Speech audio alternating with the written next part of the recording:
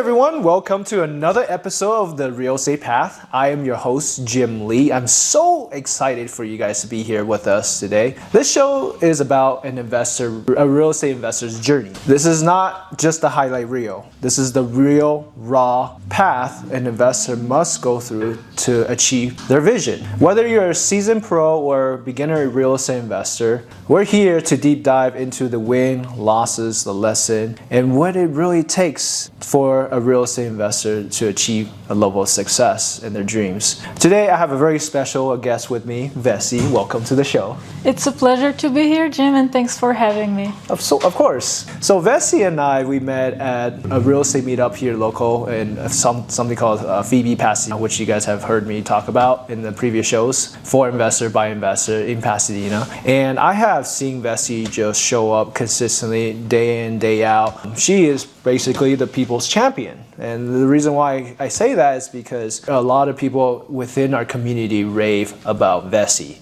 And she is just, this firecracker that's ready to take over the real estate world. So please give our audience a little bit context and background and how you got started into real estate investing. Well, I appreciate the very warm welcome. And how I got started, well, I credit my real estate journey way back when I was born and raised in Bulgaria. That's really when I think the seed of real estate was planted, although that seed didn't quite germinate until after many, many years. It was always my dream to study in the US. I learned English, earned a full scholarship, and that was the only way for me to come and study here and make this dream real. But like many people, I followed the traditional path, climbed the corporate ladder until a few events of adversity, and I can speak about those, led me to come to the realization that I had been climbing the wrong ladder. And in those moments of crisis, you fall back to your habits or the foundation that you have. And that's when I fell back to real estate, because that's what I had known growing up in Bulgaria, where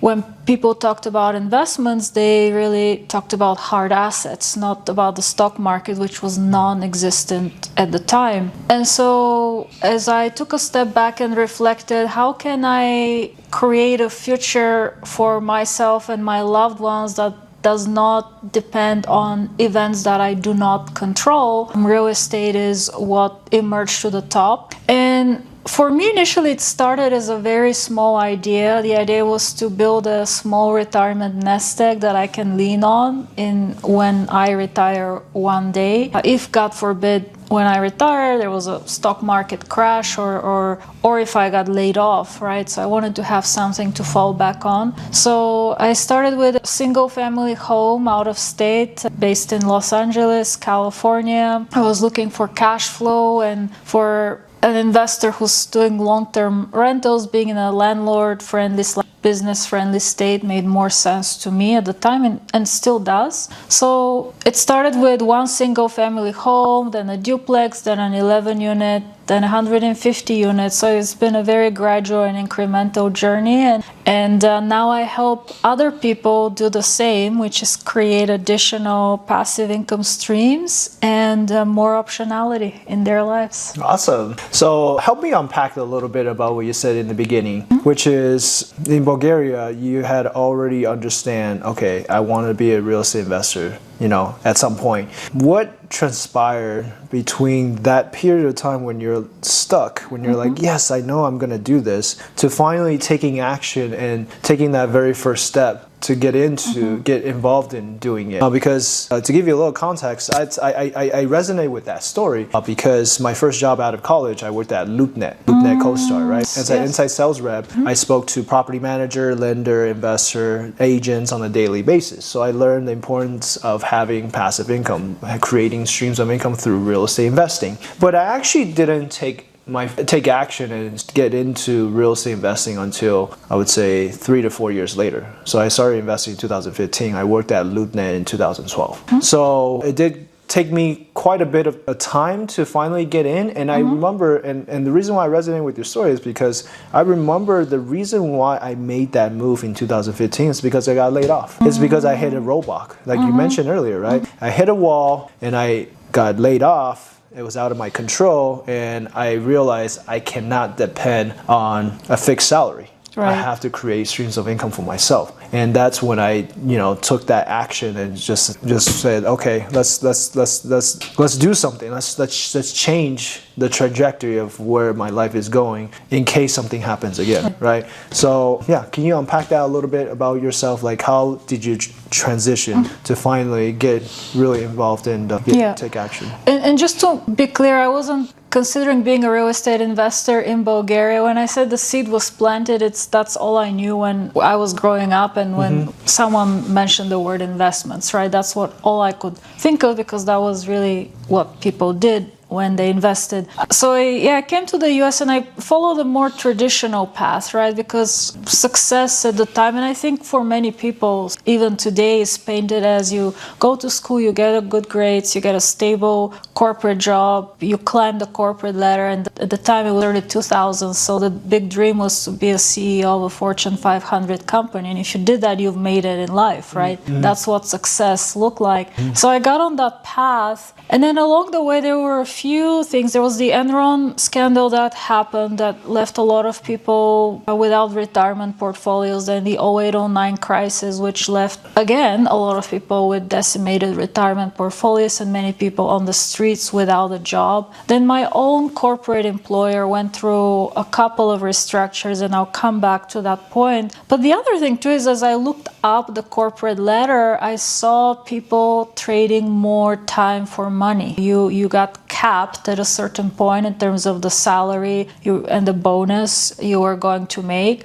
and you had to make some very tough choices of being away from loved ones, not being able to take care of loved ones. For many women, not being away from your children and paying strangers to take care of your children so you can keep working and making enough income to pay the strangers to take care of your children. It was just like, these things didn't make sense to me. And one beautiful day, I still remember, it was 7:30 a.m. in the morning, I got a text from my counterpart, and he said, hey guys, I'm not gonna come to work today, I got laid off. And he had a quirky sense of humor, so I said, don't joke about these things, because I also believe in energy and the universe. And he said, no, I'm not joking, I got laid off. So I rushed to the office that day, and it was like as if a bomb had dropped. We knew something was happening, but we didn't quite know what. Started dialing for dollars, finally got a hold of the division manager, and he said, oh yeah, well, we laid off 70% of your colleagues. So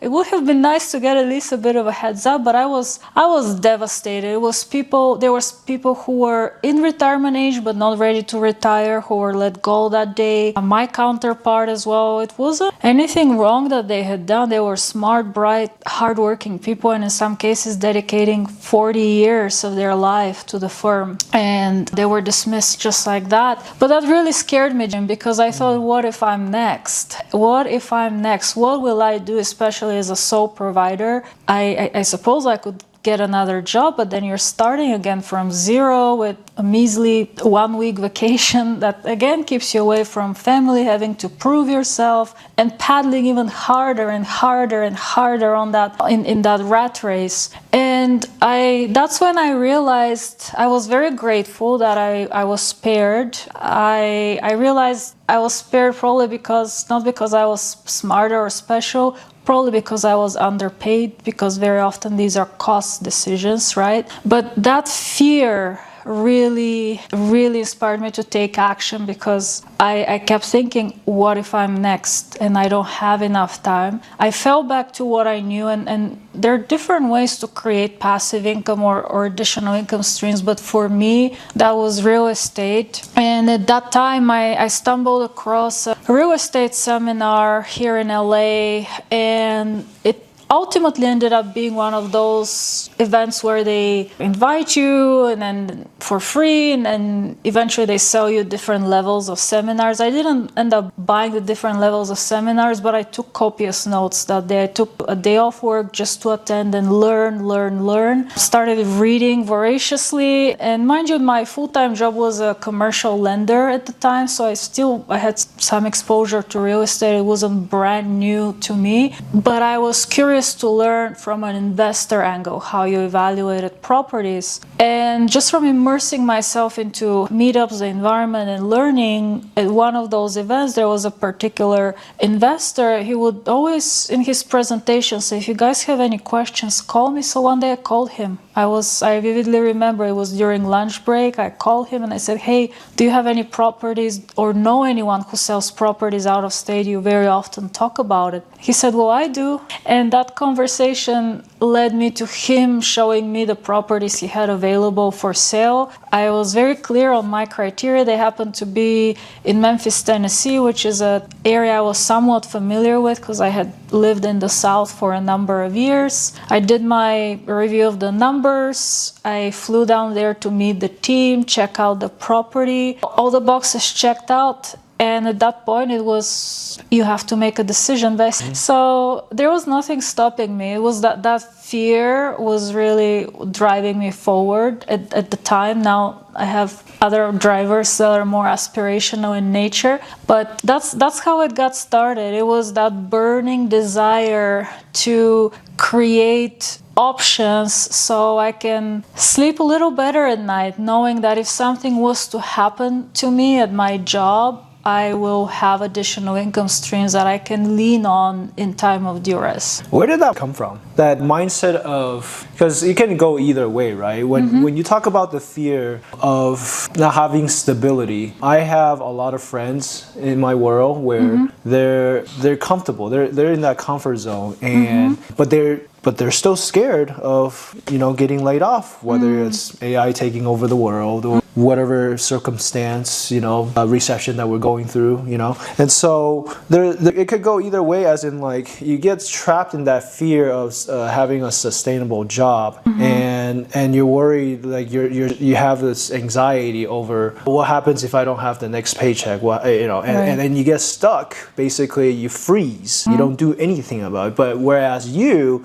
had already this mindset of, I better prepare myself for what's coming. I better go out and acquire skill set. I better work on self-development. I better, take more action. Where did that come from? Because, a lot of people are stuck in that fear. Yes. Whereas you propelled yourself to move forward. So talk a little bit about that. I'm a firm believer you don't want to have a life of regrets, right? And it's up to us to make things happen and change the path of our destiny. And as Tony Robbins says, it's in those moments of decision that destiny is shaped. So that was one of my moments of decision. But I credit it to my parents and my family, right? On my dad's side, they're genocide survivors who ran for their life from Turkey to Bulgaria. My grandma was fighting the Nazis during the war. On my mom's side, her family that time were living in Greece during the Balkan Wars. They were said, you either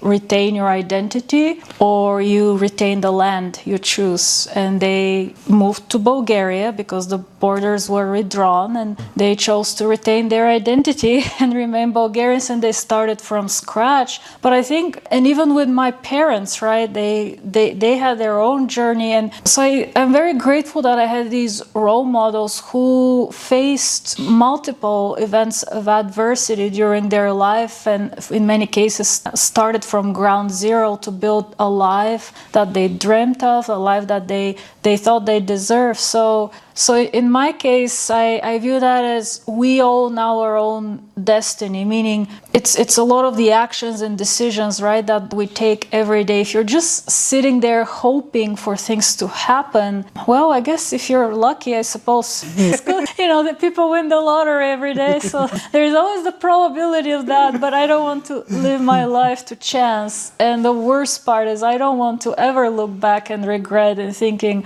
I could have, should have done that. So in that case, I made a decision and I went for it. I took action. There was really no reason for me to dwell on it. And I figured the worst that would happen is I'll try it, I'll fail miserably, and I will at least know this is not for me. What else is out there that I can do that creates that optionality? Yeah, that is so good what you just shared. again, I resonate with your story so much that what you just said, I feel like I also come from a background where my parents taught me, well, in a sense that, like the humbling background, humbling beginnings, right? We're both immigrants. I'm from Taiwan as well. And my dad is an entrepreneur. So ever since I was a kid, I looked up to him, being an entrepreneur, creating freedom, and be able to, retire early because of the business that he worked really hard and, made a lot of sacrifice for us to be able to come here and be able to live out the American dream, right? So I totally understand everything you just mentioned, and I think that it's a very powerful thing when you have such a family's background support that's behind you, and you just feel like sometimes like, okay, I'm here for a reason, and I am not going to waste that time and effort that my parents sacrificed for us to get here, because I think like that always, I think that's one of the biggest purpose for me is my parents have done so much for me.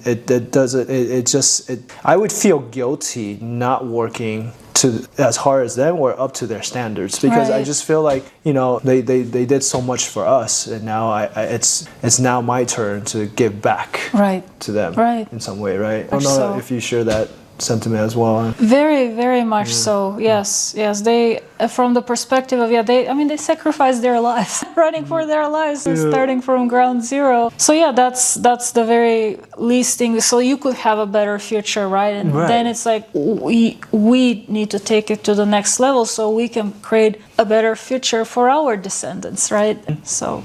Yeah, absolutely. So talk a little bit about, joining masterminds, going out to networking, because I know you talked a little bit about how you started and how you got into your first deal, and through just talking to people and doing due diligence and so forth, and eventually you started doing your own projects, raising capital for multifamily syndication deals. Walk us through how you got into that. Yeah, so I think I forgot who said it, but they said you are the average of the 5 people surrounding you, right? And so the name of my company is Dream, Believe, Achieve, and so believe is a key word. Believe in yourself, and part of how you overcome the fear and limiting beliefs is surrounding yourself with positive, like-minded individuals. So at that time, when I had already made the decision, right, taking action, it was important for me to immerse myself in the right environment. And again, I approach this with humility, right? Not with arrogance. Hey, I'm a lender, I know it all. Because I realized, okay, I may know the lending side of underwriting and evaluating deals, but I need to learn the investor side, right? The lender looks at the downside and the risk, which is extremely important, and any investor should be looking at that. But the reason why we invest is also because we look at the upside, right? And the opportunity for profit. So it was important for me to learn that aspect of it. So part of it came through more structured learning, attending seminars, taking courses. I've read hundreds, thousands of books. I've listened to podcasts, consume a ton of information. And that's, I guess, passive learning, right? And then the active learning comes from the conversations, the engagements. You hear the real stories, real experiences that people have. And eventually you start building your tribe, right? Your tribe of people that you go to for advice or questions. Eventually some of these people become your partners, investors. So it happens very, very slowly, very organically, but it's important to immerse yourself in that environment. So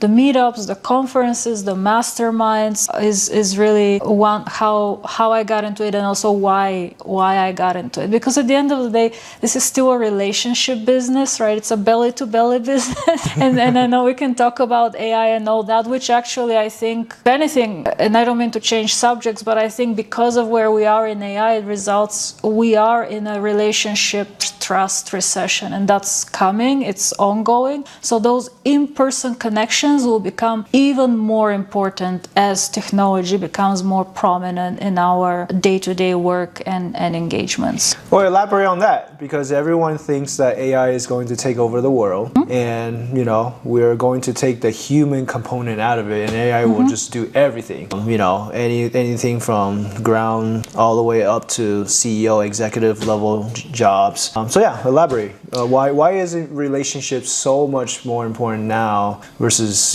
before AI came about? It's authenticity, right? Because I can tell you, it was maybe a month ago, I did a live event on LinkedIn where I talked about a video I had seen someone had shared with me, Google VO3, and it was scaringly amazing. It was amazing because the quality was great, but it was extremely scary because in my mind it raises questions. How do I know that the person I'm looking at is real, right? In that video, there are already programs that can lift your image, your voice, and create a mini you. They can start raising capital on your behalf. They can start scamming people and doing all these malicious things, right? And so as someone who's looking for investing partners, someone who's working with investors, that authenticity, and that's why I mentioned the word recession, because I think we are in one right now, and if not, we're getting into one pretty soon because of how fast technology is amazing.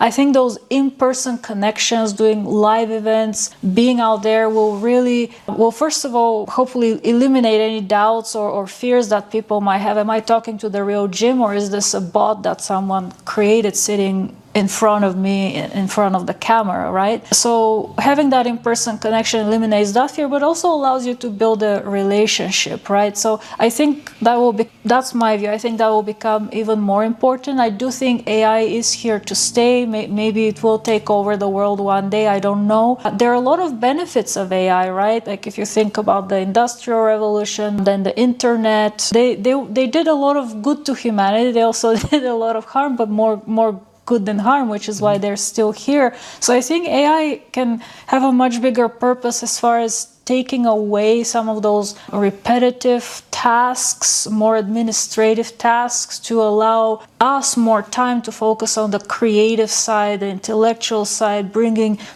insights, give us more time for that type of work versus the administrative aspect of it. So a lot of people say AI will take your job. Well, someone who knows AI probably will, but your job will probably still be there in a different shape or form. Yeah. You mentioned you're on LinkedIn. I know you've raised quite a bit of money through LinkedIn. Have you incorporated AI to your LinkedIn, business in some way? So I'm definitely using AI when it comes to, for example, repurposing my content, because I create a ton of content. I write articles, videos, interviews like the one that we're doing right now. So I'm using AI to help me repurpose a lot of that content. I'm not yet using AI when engaging with people, so all the posts are mine, all the DMs are mine. So you're talking to me, not to a bot. Because something very interesting is happening too. Now the bots are talking to each other. Because there are people who are using AI to post, and then there are people who are using AI to comment. So the two AIs are talking to each other, but the humans are not. So I'm not quite there yet. And again, what I'm looking for is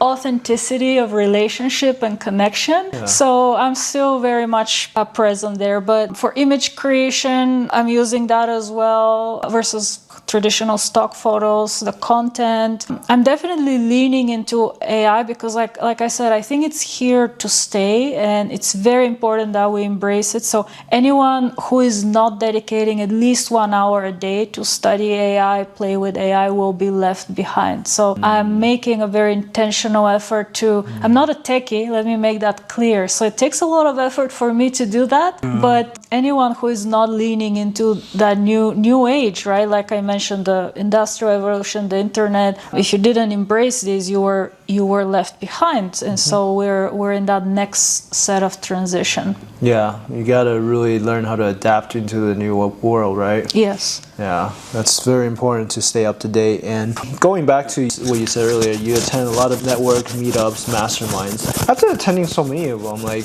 how do you differentiate which one that you want to continue to focus more of your time and effort? Because there's so many out there. Yeah, so I definitely, you're never going to know which one resonates the most with you until you go and experience it and ideally experience it at least for a few times, right? To really figure out, is my tribe there, right? Am I learning? Am I growing? Am I connecting with the right people? So it's very important to go to these events with purpose, and what is the one or two things you want to accomplish at these events. And if they're not meaningful to you, and that answer will be very different and unique for everyone, then you find another one that serves you better. So for me, I mostly go there to connect, like I said, with my tribe. It's either fellow investors who are doing this actively or investors who want to do it passively and they need help and guidance to get there. So if I can be their guide and connect them with the resources, then I know I'm adding value and I'm helping other people along the way. And that for me is very personally rewarding. My mission is to help 100 people become financially free from real estate, and at least 1,000 get started investing in real estate over the next 10 years. So I'm very, very driven and very purposeful when it comes to these connections, because I know I can add value to a lot of investors out there, from the retail investor who's looking to get started to the more sophisticated investors that I work with in the family office space. So it's all about being able to add value, connect them to those opportunities that help accomplish their goals and objectives. That's so cool. We have the same vision. My vision is to help 3,000 plus busy professionals build wealth through real estate investing. I love it. And achieve financial freedom. I love it. That's my 5-year Mount Everest, so to speak. I'm guessing your vision is probably 1-2 years. Actually, I was going to say 10, so maybe I should aim higher. I don't know. No, you definitely. I mean, I'm sure, because you help a lot of people, and I know you've raised like millions of dollars through LinkedIn. Yeah, so you're really successful in what you do, and you always watch over your investor, like wholeheartedly. The first time, second time, third time, fourth time, she's always concerned about about potentially losing her investors' money, and it's a good thing because she's really watching over the due diligence parts, underwriting, and making sure her partners are vetted thoroughly. All right. So tell us a little bit about that. You are just always looking for ways, aspect, and networking and due diligence amongst the community as a whole. Where have you? Let me throw you off with a question. Have you lost money? Have you lost your investors' money before in the past? So I have not lost investors' money, but I have lost money investing. Okay, my own money. Okay, yes. Okay, that's not as bad as losing a lot of investors. So can you tell us your experience on that, and what is the lesson behind it? Yes, I was a passive investor, so I not only invest actively but also passively. So I've experienced both sides of the story, and there were a lot of valuable lessons learned. Officially, just to be clear, it hasn't been declared as a loss, but there's a very high probability it will end up being declared as a Ponzi scheme. So in my mind, the money is gone. But yeah, it was a different asset class. So I focus on apartments, and in my passive portfolio, I do things that maybe take on a little bit more risk or look at different asset classes, because that's how I diversify my own investment portfolio when it comes to real estate. So it was a different asset class. It was not apartments, but it accomplished my primary goal, which was cash flow, and still is. And so I got into the deal with someone I trusted, someone I had met at a local meetup. And now as things are unraveling, what I'm learning is that they have done sufficient due diligence as well as monitoring of the investment. Now I take ownership of the fact that at that time I wasn't maybe drilling deep enough. Now I know not only what questions to ask, but where to draw the line. And a lot of people ask me, what would it take to move you away from your buy box? And I said, nothing. Nothing. I learned a lot. So I have very, very defined criteria when I invest, and especially when it comes to deals where I have passive investors' money, then my risk tolerance becomes even smaller. Yeah. Now, of course, you always take risk. You cannot eliminate risk, right? That's the purpose behind investing. And as a lender, I got paid to take risk, right? Lending money at that time, it was on behalf of my employer's balance sheet. As investors, we lend or invest our own balance sheet, right? So yeah, definitely like vetting the sponsor, vetting their diligence process, vetting their monitoring process. But it was like one of those Bernie Madoff moments where, I don't know, like even if you think about the Bernie Madoff case, right, there were a lot of prominent investors, right, investing in his deals, and he passed not one, not two, but 3 SEC audits and had been doing it for years until things unraveled.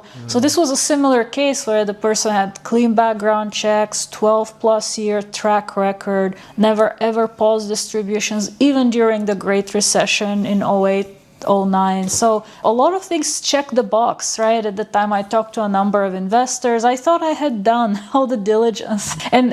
But again, we learn from these, I call them seminars, right? I don't like to call them mistakes. Unless you repeat them 3 times, then they really become a mistake. But in those moments, the best you can do is take a step back, reflect on the experience and think, what are the lessons, or what is the lesson I can take away into my next deal or my next investment? And I think for me, at least, it makes me not only a better investor, but a better steward of the capital for my passive investors in terms of what additional questions to ask, what additional things to look at when I work with sponsors and operators. Yeah, absolutely.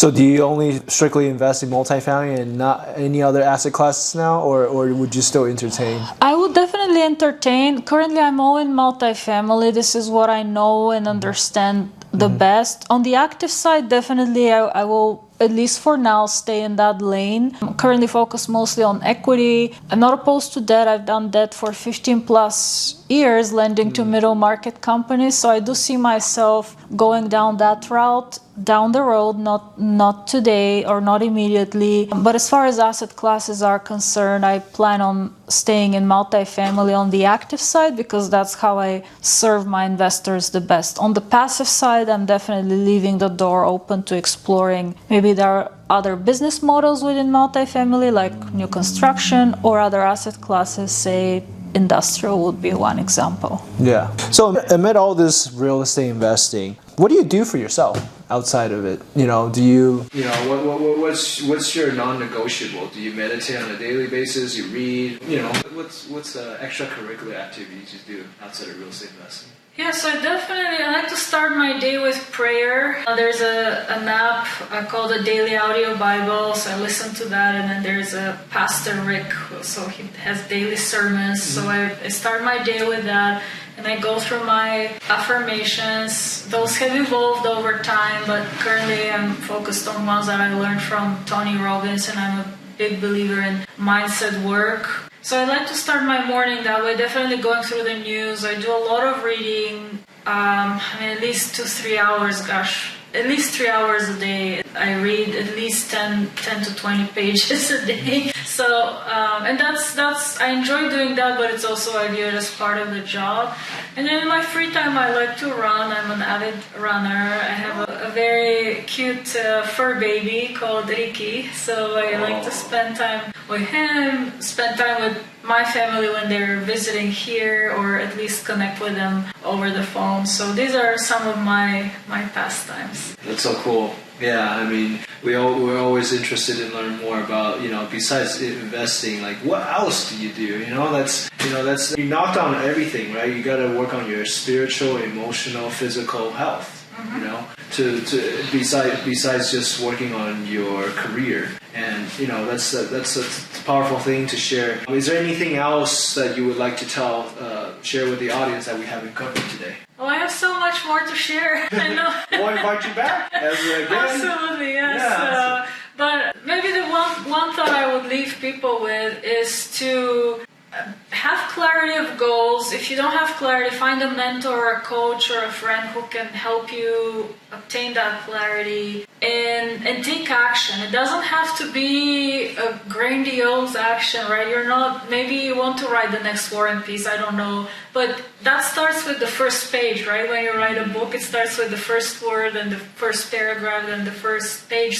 So take small actions, but be consistent and persistent, and over time that action actually compounds, and so you will see the results looking back years from now. So don't be afraid to make mistakes. Again, I call these seminars because that's how we all learn and grow and transcend into the next stage of our development journey. So learn, believe, and take action. Yeah, that's so good. I mean, every little small action you take helps you build momentum towards more things, right? It opens up more opportunities that you can't even imagine. Yes. And then you get to pick and choose, okay, where do I want to go now? Where do I want to try? What do I want to try next? Like you mentioned earlier, right? It's all just trial and error, exploring all different opportunities, trying everything and see what works, what doesn't, and then just continue to focus on things that works. Right? Absolutely. Yeah, thank you so much. How can people find out more about you, Vessie? Yeah, so on social media, I'm mostly active on LinkedIn, so you can find me there. Although I do have a YouTube channel with a ton of complimentary content and information, so you can also subscribe there and follow me there. My website, dbacapitalgroup.com, D is in dream, B is in believe, A is in achieve. And if you're looking to learn how to vet deals with confidence and ease, you can go to Mastering Multifamily Underwriting. Make sure to give this rock star a follow. That concludes this episode of The Real Estate Path. Thanks for tuning in. We'll see you next time.